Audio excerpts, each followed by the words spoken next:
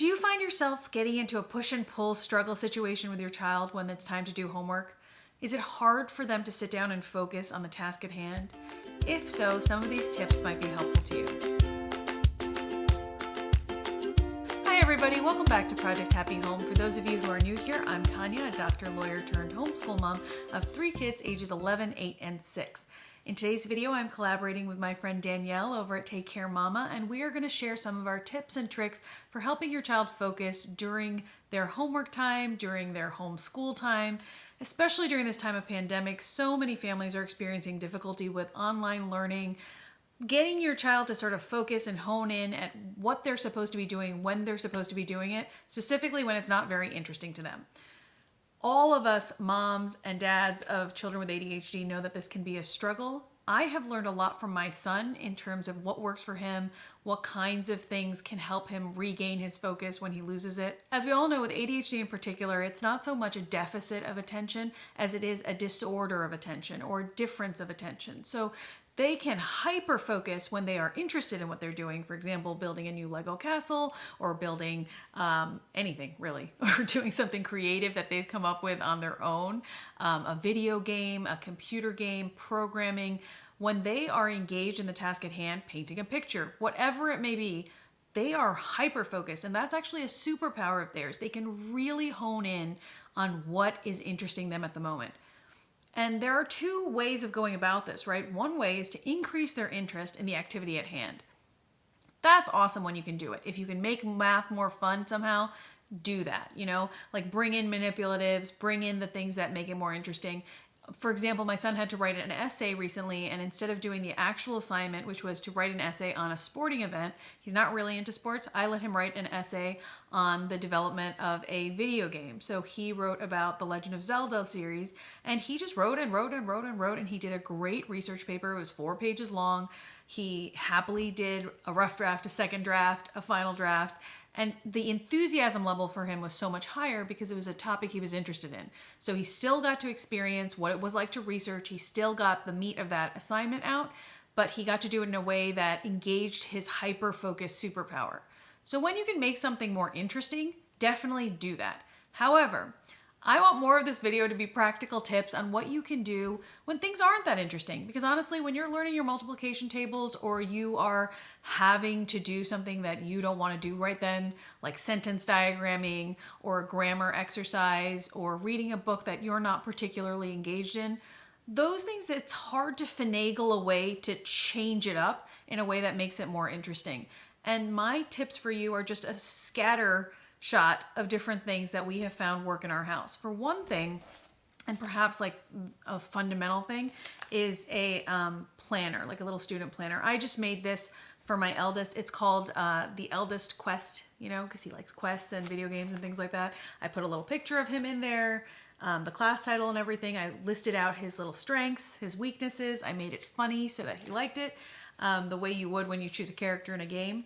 And then I just made like a simple little layout here with today's task. So there's a place for the date, the day of the week it is, whether it's been graded or not by me because we homeschool, the different subjects here along the right-hand column, and then I split it into 2 blank columns in the middle for whatever textbook or workbook he's working on at the time or video he has to watch or whatever. And then here for the specific page numbers or assignments. So if I can show you a specific page that we've already filled out. Basically, I just initial here if I grade it, and all along here, it just lists out his assignments and the page numbers so that he has a clear understanding of what is coming on the menu that day. Now, sometimes he has not wanted a daily planner, and so what we have done instead is what we're still doing, which is like a weekly list of things to do. So in terms of the things that can be separated out by worksheets or something simple that's just little sheets of material, we just tear it out and separate it out into weeks for the year. So I have a bunch of different weeks folders, manila folders, and he's allowed to decorate or do whatever. This type of doodling and everything, that is just a way to get out that energy, to keep your mind flowing. And I just put in all the assignments for the week that are from workbook pages or things that are a little bit disjointed. And we just have little flags to move through the different workbooks. And basically, he knows exactly what he has to do for the week. So he is allowed to attack this packet in any way he sees fit. On days when he needs more direction, I'm happy to plot it out for him on his daily calendars here. But on days when he doesn't, he's welcome to just go through this on his own at his leisure. So if he has a day where he feels like he wants to do more math, he does all his math.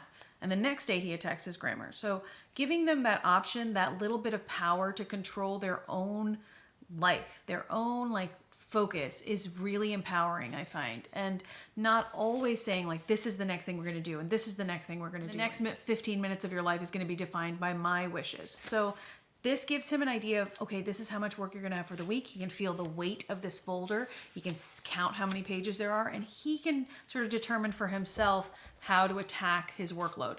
This really helps, on the other hand, for things like reading assignments, etc. Things that really do have to progress in a sequential fashion.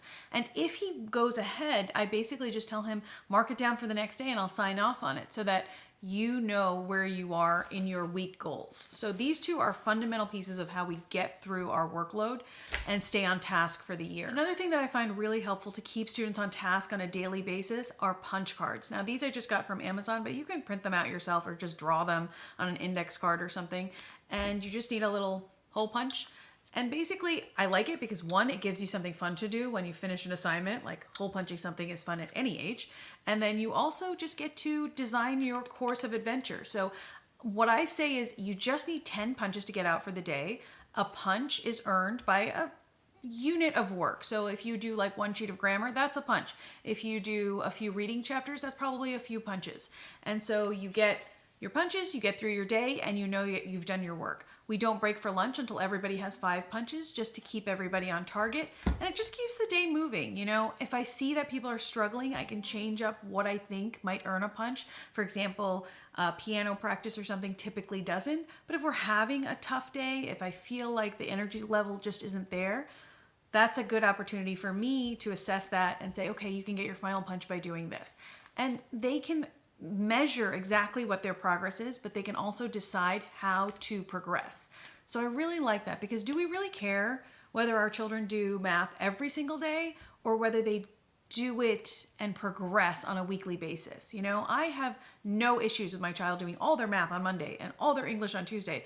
It is really healthy to give kids an opportunity to explore what works for them and to let them know that sometimes what you think might be best for you isn't. So if you read all of your book in one day and then you find you're stuck with math the next day, that might not be the best feeling. So it might actually be better to spread it out.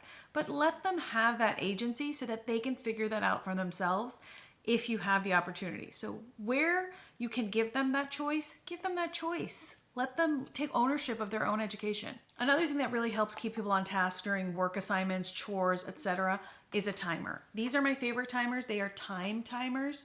And so you can actually visually see the time elapsing. And I find that really helps my kids, the neurotypical ones and the neuroatypical ones, just to see the passage of time. They can look at it and visually see, okay, 5 minutes is less than the 15 minutes I previously had. I let different students decorate this little board. You can get the time timers on their own. See, this pops out and it just looks like a little 3-dimensional timer. It has a little alarm. You can turn the sound off or on depending on what you prefer. I liked this little whiteboard thing because we can mark the day of the week and nobody has to keep asking me. So it's another thing that helps the day go by effortlessly and well. Another thing I use in our homeschool are these little gold plasticky tokens, and everybody has their own mason jar that's labeled with their name. And I give these out for all sorts of things. We do a lot of memory work in our homeschool, so I might ask, who's the painter of the Mona Lisa? And if the person who gets the answer gets a token. I ask based on their age, so things that I know they've been reviewing. It's just a fun way to play review games. I also give it for the first person who has finished their week folder gets a token. There's just little incentives, just for fun.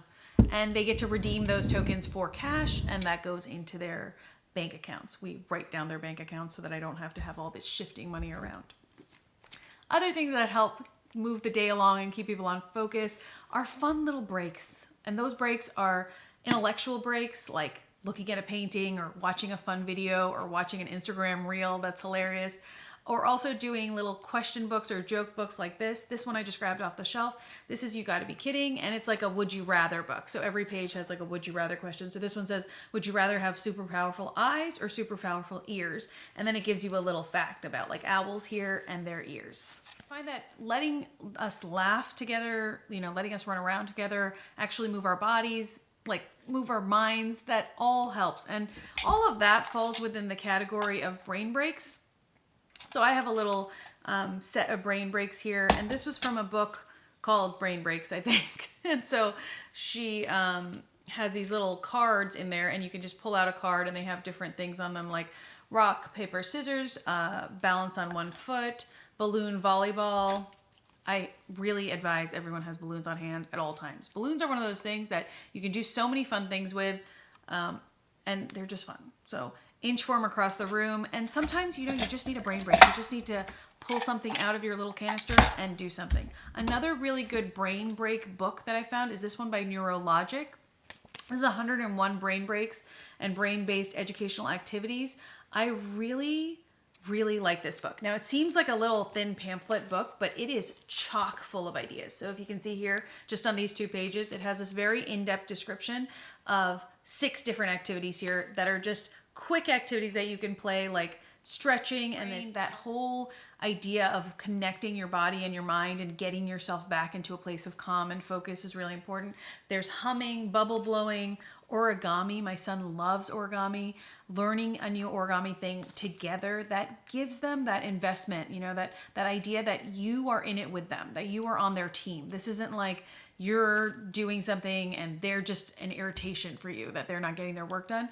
You can do it together. You can take these breaks together, even if you're a work-at-home parent. Like, it is healthy for everybody to take these breaks and move their body and get engaged with the people around you when you're home. Like under these pandemic conditions, we're living differently than we ever have before. We have different distractions. We have different inputs and stimuli and irritations. And I think the more we can practice learning together and having fun together and becoming better people together, the more we will feel like we are a team, right? The more you feel like you have someone on your side, even though you can't focus at this moment, like someone's got your back, someone understands that it's not because you're lazy. It's not because you're trying to be annoying. It's just because you're having trouble in that moment.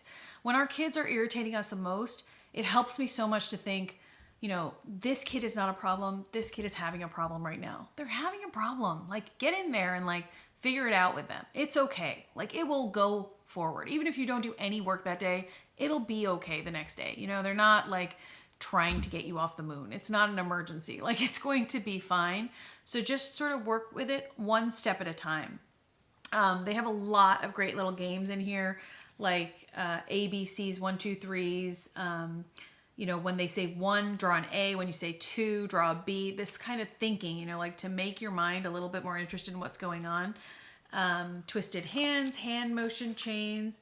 They have jumping responses. You can do responses to questions orally. You can do it through physical motion.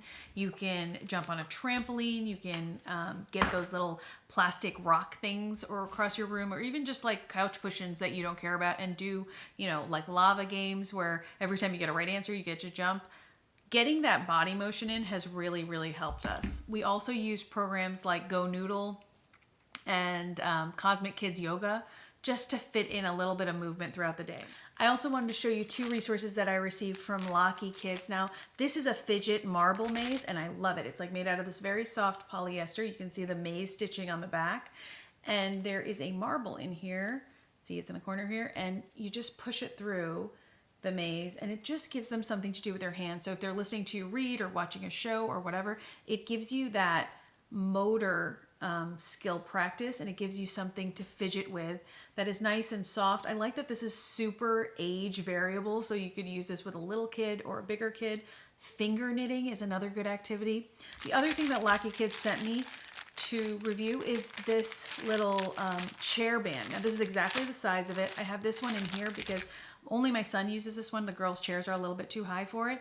But basically, as you can see here, it fits on the bottom of the chair, and he just can bounce his feet on it. And it really is like a really fun little fidget, Having a wobble stool helps. Having something to engage yourself as you're working, as you're fidgeting, something to make it more normal, something to get out that little hyperactivity. Give them the tools so that they don't feel frustrated with it, right?